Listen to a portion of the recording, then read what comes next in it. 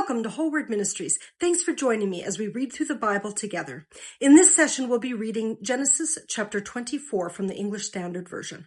I'll be putting God's sacred name back into his word as I read. Anywhere that you see either Lord or God in all caps, that's where God's sacred name belongs, but the translators have removed his name from his word. For more information on his name, please read or watch our study, Who is Yahweh Elohim? I'll link it in the description below.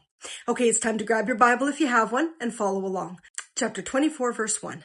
Now Abraham was old, well advanced in years, and Yahweh had blessed Abraham in all things. And Abraham said to his servant, the oldest of his household, who had charge of all that he had, Put your hand under my thigh, that I may make you swear by Yahweh, the God of heaven and God of the earth, that you will not take a wife for my son from the daughters of the Canaanites among whom I dwell, but will go to my country and to my kindred, and take a wife for my son Isaac. Putting his hand under Abraham's thigh is a gesture that went along with an oath sworn to the person whose thigh it was. These types of oaths were common in the ancient world. Verse 5. The servant said to him, Perhaps the woman may not be willing to follow me to this land. Must I then take your son back to the land from which you came? Abraham said to him, See to it that you do not take my son back there. Yahweh, the God of heaven, who took me from my father's house and from the land of my kindred, and who spoke to me and swore to me, To your offspring I will give this land. He will send his angel before you, and you shall take a wife for my son from there. But if the woman is not willing to follow you, then you will be free from this oath of mine. Only you must not take my son back there. So the servant put his hand under the thigh of Abraham his master, and swore to him concerning this matter. So Abraham sent his servant to find a wife for Isaac from among his family back in Nahor, which is also the city of Haran. This is why in the previous session we read how Abraham was told about his brother Nahor's offspring. So Abraham knew where to find a bride for Isaac. Yahweh wanted Isaac's offspring to be 100% Shemite, unlike Ishmael, whose offspring were only 25% Shemite. Verse 10, Then the angel took 10 of his master's camels and departed, taking all sorts of choice gifts from his master. And he arose and went to Mesopotamia, to the city of Nahor. And he made the camels kneel down outside the city by the well of water at the time of evening, the time when women go out to draw water. And he said, O Yahweh, God of my master Abraham, please grant me success today, and show steadfast love to my master Abraham.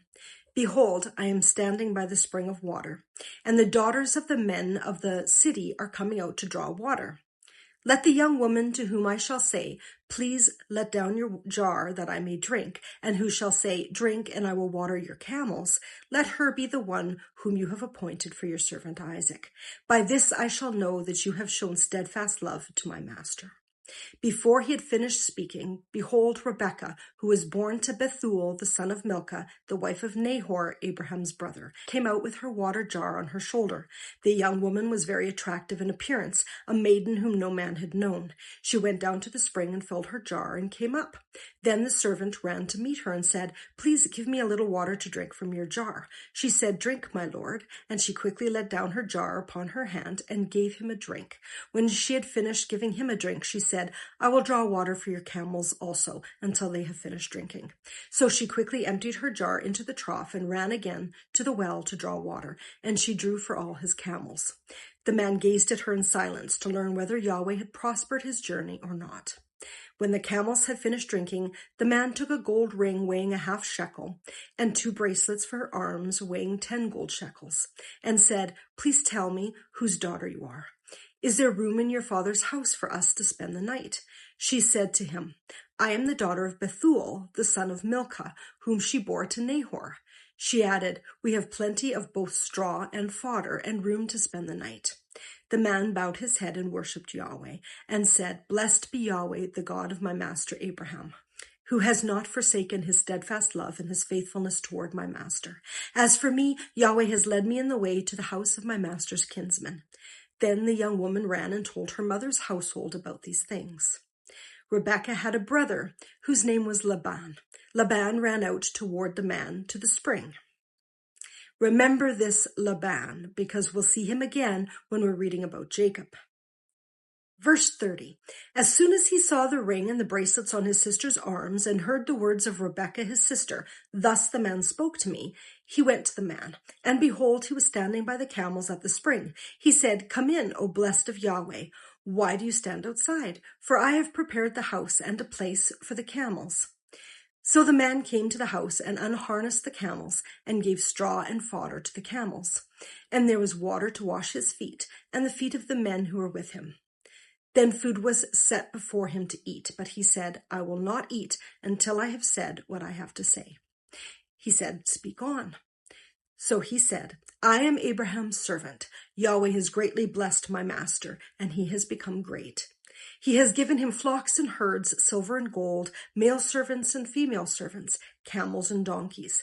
And Sarah, my master's wife, bore a son to my master when she was old, and to him he was given all that he has. My master made me swear, saying, 'You shall not take a wife for my son from the daughters of the Canaanites, in whose land I dwell, but you shall go to my father's house and to my clan and take a wife for my son.' I said to my master, 'Perhaps the woman will not follow me.' But he said to me, 'Yahweh, before whom I have walked, will send his angel with you and prosper your way. You shall take a wife for my son from my clan and from my father's house. Then you will be free from my oath when you come to my clan. And if they will not give her to you, you will be free from my oath.' I came today to the spring and said, 'O Yahweh, God of my master Abraham, if now you are prospering the way that I go, behold, I am standing by the spring of water. Let the virgin who comes out to draw water, to whom I shall say, "Please give me a little water from your jar to drink," and who will say to me, "Drink, and I will draw for your camels also," let her be the woman whom Yahweh has appointed for my master's son.' Before I had finished speaking in my heart, behold, Rebekah came out with her water jar on her shoulder, and she went down to the spring and drew water. I said to her, 'Please let me drink.' She quickly let down her jar from her shoulder and said, 'Drink, and I will give your camels drink also.' So I drank, and she gave the camels drink also. Then I asked her, 'Whose daughter are you?' She said, 'The daughter of Bethuel, Nahor's son, whom Milcah bore to him.' So I put the ring on her nose and the bracelets on her arms. Then I bowed my head and worshipped Yahweh and blessed Yahweh, the God of my master Abraham, who has led me by the right way to take the daughter of my master's kinsman for his son. Now then, if you are going to show steadfast love and faithfulness to my master, tell me, and if not, tell me, that I may turn to the right hand or to the left." Then Laban and Bethuel answered and said, "The thing has come from Yahweh. We cannot speak to you bad or good. Behold, Rebekah is before you. Take her and go, and let her be the wife of your master's son, as Yahweh has spoken." When Abraham's servant heard their words, he bowed himself to the earth before Yahweh. And the servant brought out jewelry of silver and of gold and garments, and gave them to Rebekah. He also gave to her brother and to her mother costly ornaments. And he and the men who were with him ate and drank, and they spent the night there. When they arose in the morning, he said, "Send me away to my master." Her brother and her mother said, "Let the young woman remain with us a while, at least 10 days. After that she may go." But he said to them, "Do not delay me, since Yahweh has prospered my way. Send me away that I may go to my master." They said, "Let us call the young woman and ask her." And they called Rebekah and said to her, "Will you go with this man?" She said, "I will go." So they sent away Rebekah their sister and her nurse, and Abraham's servant and his men. This nurse that went with Rebekah is named Deborah. We learn later in Genesis 35, verse 8, a nurse is a woman who is like a second mother, who accompanied a woman throughout her life and offered assistance and advice. The fact that Rebekah had such a woman is evidence that she came from a wealthy family. Verse 60, and they blessed Rebekah and said to her, "Our sister, may you become thousands of 10,000s, and may your offspring possess the gate of those who hate him." Then Rebekah and her young woman arose and rode on the camels and followed the man. Thus the servant took Rebekah and went his way. Now Isaac had returned from Beer-lahai-roi and was dwelling in the Negeb. And Isaac went out to meditate in the field toward evening. And he lifted up his eyes and saw, and behold, there were camels coming. This word translated meditate means to muse, commune, or reflect. Verse 64, and Rebekah lifted up her eyes, and when she saw Isaac, she dismounted from the camel and said to the servant, "Who is that man walking in the field to meet us?" The servant said, "It is my master." So she took her veil and covered herself. It's common for Bible commentators to read too much into this verse. They connect it to the New Testament instruction of Paul's to the assemblies at Corinth and Ephesus about women covering their heads when they prophesy in church, which makes little sense when you look at the context of the two situations. You see that they have nothing to do with one another.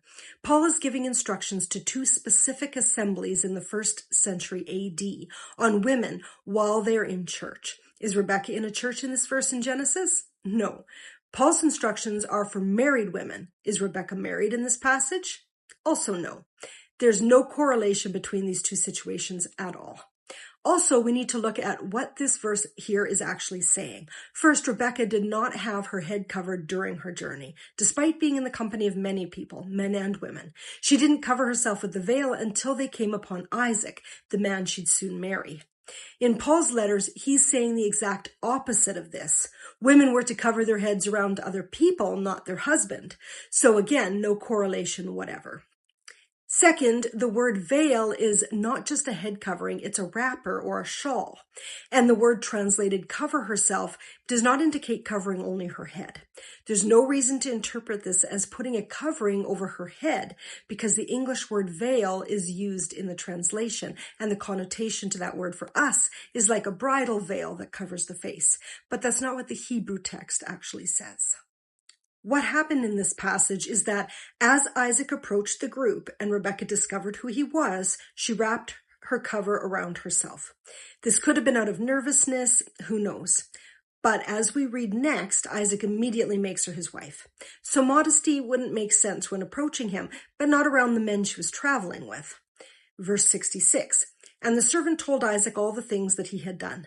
Then Isaac brought her into the tent of Sarah, his mother, and took Rebekah, and she became his wife, and he loved her. So Isaac was comforted after his mother's death. And this is how people got married in those days. A man brought the woman into his home. They shared the home and the bed, etc., and they were considered married. No fancy ceremonies, priests, pastors, papers signed, or government licenses purchased. It was between the bride, the bridegroom, and Yahweh. Thank you very much for joining me for this session of Reading Through the Bible. I hope you'll join me again for the next session when we'll be reading Genesis chapter 25. Shalom.